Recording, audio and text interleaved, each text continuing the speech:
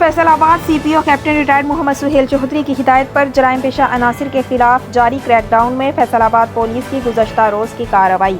अब्दुल हमाद की तफसीलात के मुताबिक पुलिस ने मनशियात के 16 मुकदमा दर्ज करके 16 मुलजिमान को गिरफ्तार कर लिया।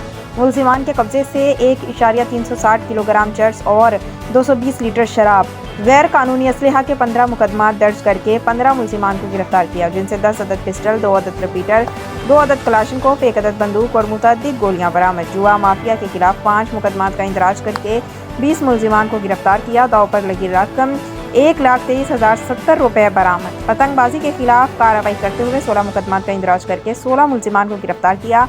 मुलजिमान से पतंगे, डोर चरखियाँ और सामान बरामद।